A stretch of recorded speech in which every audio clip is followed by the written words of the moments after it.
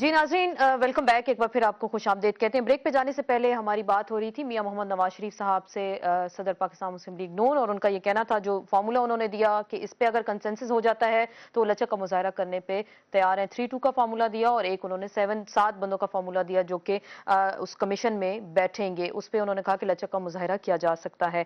इसी पॉइंट पर हम जाने की कोशिश करेंगे दीगर पार्टीज के जो रहनुमा उनसे भी।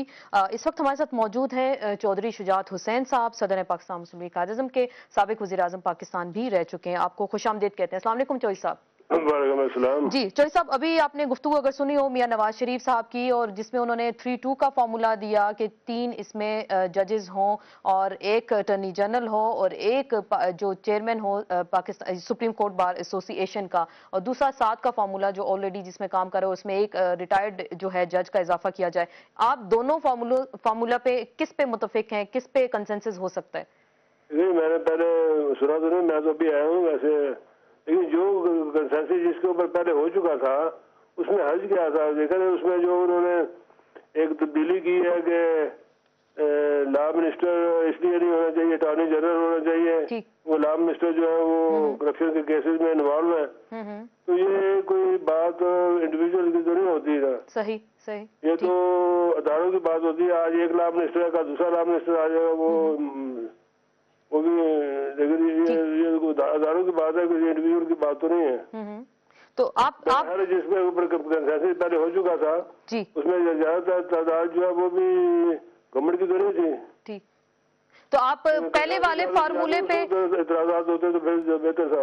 आप चौधरी साहब, आप पहले वाले फार्मूले पे मुत्तफिक हैं, जो पहला फार्मूला जिसपे कमेटी के अंदर इत्तेफाक राय था? पेश किया, मैं समझता हूँ वही ठीक है। वो ठीक है। अगर इस फार्मूले पे बहस होती है, डिबेट होती है, तो आपकी पार्टी कुछ सोचेगी इस पे, देखेगी, नजरसानी करेगी? डिले करने वाली बात है, ये तो चलती रहेंगी इस तरह। मैंने तो पहले कहा ये होना ही नहीं है। वैसे 18वीं तरमीम आपको नजर नहीं आ रही कि होगी या नहीं? बिल्कुल कुछ नहीं होना है, जैसे चल रहा है वैसे ही चलता रहेगा। तो कुछ होता रहेगा। क्या होगा, किसके कहने पे किया जा रहा है? मियां साहब से हमने पूछा, दूसरा कर देगा, परसों तीसरा कर देगा। ठीक, तो इसका मतलब है डिलेइंग टैक्टिक्स है? क्योंकि मियां साहब से हमने पूछा, उन्होंने कहा कि लोग कह रहे हैं कि किसी का फोन आया, तो ऐसी कोई बात नहीं है, किसी के कहने पे नहीं। 2 फार्मूले उन्होंने दे दी, उन्होंने कहा कि वो अभी भी लचक का मुजाहरा करने पे तैयार हैं। आप कह रहे हैं कि 18वीं तरमीम नहीं होने जा रही? मेरे ख्याल कुछ भी नहीं होना, ये ऐसे ही चलता रहेगा। तो फिर क्या होगा अगर ऐसे ही सारा सिस्टम चलता रहेगा? ऐसे चलता रहेगा।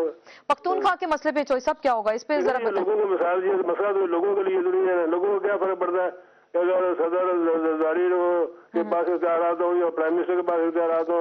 आर्मी चीफ को बदल लेंगे, तो आर्मी चीफ को बदलने के इख्तियारात प्राइम मिनिस्टर के पास चले जाए तो आर्मी चीफ तो 10-12 एमएनए को ढूंढता रहेगा हर वक्त।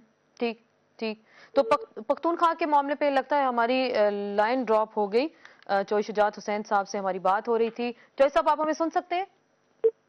लगता है हमारा राब्ता उनसे मुनक़ता हो गया। चौधरी शुजात हुसैन साहब से बात हो रही थी, वो कह रहे थे कि 18वीं तरमीम जो है उनको होती नजर नहीं आ रही। डिलेइंग टैक्टिक्स ये की जा रही है, जो सिस्टम ऑलरेडी चल रहा है ये ऐसे ही चलता रहेगा, और कोई नया फार्मूला, वो कह रहे हैं कि जो 2 फार्मूले दिए हैं इसका मतलब है कि किसी पे भी कंसेंसस ना हो। कमेटी के अंदर जो भी पहले फार्मूले पे बातचीत हुई थी उसी पे सब मुतफिक नजर आ रहे हैं। पख्तूनख्वा पे उन्होंने कहा कि ये लोगों का मसला नहीं है, असल लोगों के मसाइल जो है महंगाई, बेरोजगारी, गुर्बत है। इन तमाम मसाइल पे हम बात करने कोशिश करेंगे।